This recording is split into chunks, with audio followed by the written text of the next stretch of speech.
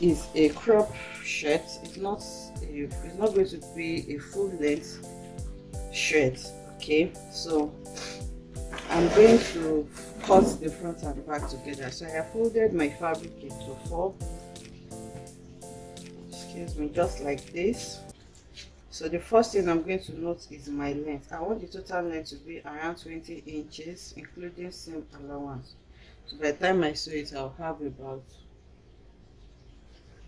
18 to 19. So now I'm going to make sure to cut the excess that I have on my fabric out. So after cutting that out, I'm going to start taking my measurement. So now this is going to be my new starting point. So here I'm going to take my shoulder measurement. The shoulder is 16 divided by 2 is going to be 8 inches. And then I'm going to come down by 1 inch from my shoulder slope here. Here my neck width is going to be 2 inches, and then the depth for the back is going to be 1 inch, and for the front it's going to have like a V neckline, and at the same time it will have a standard exaggerated pointed collar. Okay, so for the V neckline I'm going to go with 6 to 7 inches, and with my curved ruler I'm going to connect. So I'll connect this for my back, and then for the front, like I said, it's a V shape, so I'll connect like this. So here I'm going to connect on my shoulder slant. I hope my chalk is visible. So now I'm going to mark my armhole measurement. The armhole is 9 inches, and then on that point I'm going to take my bust measurement. The bust is 44 divided by 4 is 11. I'm going to add half an inch. It's a free blouse for ease. So, and then I'm going to add 1 inch from my seam allowance. So now I'm going to go ahead and mark out my armhole. To mark my armhole, as a guide, I'm going to mark my shoulder measurement here, which is 8 inches. Make a straight line there, and then you find the midpoint. So on the midpoint for the front, I'm going to come in by half an inch, and then for the back I'm just going to connect it like that. So here I'm trying to make sure that my curved ruler matches all the points that I need it to match. If you don't have a curve that can do this perfectly, you can get something else. So mine can, so I'm connecting like this. Sorry, the armhole line is not showing well. And then for the back, I'm just going to connect like this. Okay, so on the waistline, like a box top, is not fitted, like I mentioned, not a fitted top. So you can maintain what you have here on your bust. On my bust line I have 12.5 inches including allowance, so you can maintain that 12.5 inches, or you can just deduct maybe half an inch or 1 inch from it. So if I'm deducting 1 inch from 12.5, I'll have 11.5. So I'm connecting that. My actual waist is 36. 36 divided by 4 is 9 inches, so you can see. So this was supposed to be my actual waist. I still have an excess of like 3 inches including allowance, so it's not going to be too tight. Now I'm going to connect it. So after connecting everything, I'm going to grab my scissors, and then I'll cut out the neckline. I'm cutting the back first because of course it's the shortest. So here I'm going to cut my side seam, and then I'll cut out the armhole as well. So this is my back armhole. So you can see. Now I'm going to lift the front. This is the front, this is the back. I'm going to lift the front. I'm going to cut out the V neckline that I want for the front. The cut is a shirt. So here I'm going to slash open the center front, and then I'm going to cut out my front armhole as well. It's a very simple shirt to make. So after cutting all of this now, what I'm going to do next is to go ahead and sew my front and back together on the shoulder. I'm not fixing sleeve to this. If you want to add sleeves to yours, please, you have to bear in mind. Sorry, I'm not fixing lining to this. So if you want to add lining to yours, you're going to cut your lining as well. So for me, I'm just going to go ahead and join this on the shoulder so that I can take my measurements for the collar. I've joined it on the shoulder. You can see now that they are together. So for the collar, I'm going to put my neckline on fold like this so that I can take the measurement of the neckline, and then I'm going to use my tape measure to measure from back to front or front to back, whichever one. So here I have about 12 inches.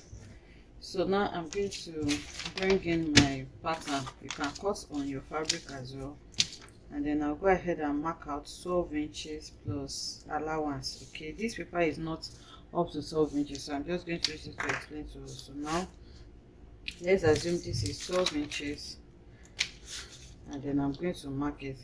So this collar has a placket as well. So what I'm going to do is to mark the placket first. I don't want my placket to be long at all. I want it to be as short as possible, maximum 1 inch. So for the purpose, because you are going to turn it inside as well, so you can make it 1.5 inches. But by the time I'm done, I don't want everything to be more than 1 inch. I don't want it to have so much height. So here is my placket. So this is the fold points of my pattern. So here on this part now, I'm going to come in by like 1 inch, and then I'm going to connect like this, just like we do for our normal shirt collar. Okay, so now the next thing is to cut the main collar. I want to cut the collar and the placket together. So I am exaggerated collar. Like I said, it's going to be a pointed exaggerated collar. So you need to measure the highest point that you want for the collar. That's going to guide you. So for me, I think I'm going to go with 5 to 6 inches. So my paper here is 5.5 inches, so I'll just leave it at that, 5.5 inches. So the pointed collar is going to be the outer part, not the fold point. So now my fold point, I'm going to mark my regular standard collar height. So here now, let's say we're working with 2 inches. I'm going to mark 2 inches here, and then I'm going to connect it. So now you can connect 2 inches up to the midpoint, which is going to be 6 inches in this case. So here I'm going to mark the 2 inches again, and then I'm going to connect. So from here now, I'm not going to work with my regular standard collar again. I'm just going to connect from there to the exaggerated pointed collar that we have. You can use your free hand or use a curve like this. You can see how this collar is going now. It's not the regular collar that you have. So after connecting like that, I'll move to my standard collar now. Then I'm marking 1 to 1.25 inches, and then from there I'm going to connect like this. I hope you understand that. So after connecting it, this is what the collar looks like now. I'm going to take my scissors and cut this out. Like I said, the shirt collar is cut together with the collar stand. So this is my shirt collar. Now I'm going to cut the stand as well. So this is what the collar is going to look like, and this part now you're going to go ahead and cut it on fold so that you can have your full collar. Remember, we put the fabric on fold when we were measuring. So now I have gone ahead to cut mine out. You can see that is the exact same shape that we have there. So like I said, you make sure to put that part on fold. Make sure it is on fold. So you cut to, I added my interfacing, which is SD, and then I place it on each other and cut it out. So now I have sewn it and turned out neatly. If you are going to iron it, I have folded in the allowance that I'm going to use to sew it. And like I said, you can see my placket is just 1 inch. Sorry, my collar stand just 1 inch. Like I said, I don't want it to be more than 1 inch. You can use whatever it is that you want. So this is what my collar looks like. Now I'm going to bring in my dress, my shirt, and then I'm going to put the collar in between and sew. Okay, so here we are still going to place a placket there. You can place a notch, or you can just find a way to sew them together. So here now I'm going to pin this all around the neckline. Okay, make sure that it's facing the right angle that it's supposed to face. Okay, so now I'll put it inside and then sew it all around my collar. You can see how pointed this is. I have sewn it round. You can see now that it is sewn round the neckline. So this is what it looks like when it turns. You can make yours longer. Mine is just 5.5 inches. So if you want it really pointed, you can go as high as 7-8 inches. So now the next thing is to sew our placket for the front. Remember, this is a shirt. So for the placket, you're going to measure what you have in front as well, and then use that to cut out your shirt pocket. So here I have around 12.5 inches. So I have cut it out now. This is about, I think, 13 inches, and then the width is 2 inches. So you had half an inch to fold it in, so that's going to give you 3 inches. Okay, on fold you have 1.5 inches.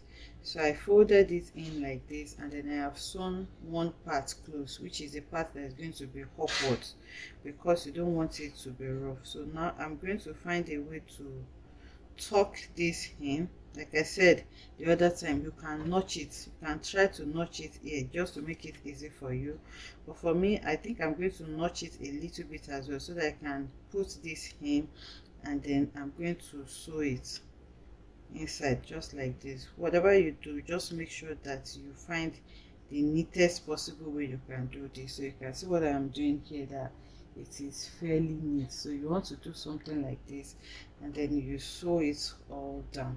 So after sewing it down, the last thing to do is just to place them together like this, and then sew it by the side. I'm just going to fix a regular basic sleeve on it. So I'll do this now and bring it back to show us what we have. So I have fixed the placket. You can see, make sure it is very neat. So this is for the first side, and this is the second side. Okay, so now after that, I just sew the side with half an inch, with 1 inch allowance that I left, and fixed a basic sleeve on this. So this is what it looks like now. Like I said, it's a very simple shirt to make. So what I'm going to do now is to go ahead and make a buttonhole on one side and fix buttons to the other side, and the shirt is done. So now I'm going to make the skirt. I hope you enjoyed making this beautiful tutorial with me. If you enjoyed it, let us know in the comment section. Like, comment, and subscribe to our channel. Kindly follow us on all our social medias at LarryB on Instagram, TikTok, Facebook, on all social media platforms, and you can shop any of our designs on LarryB.com. Thank you.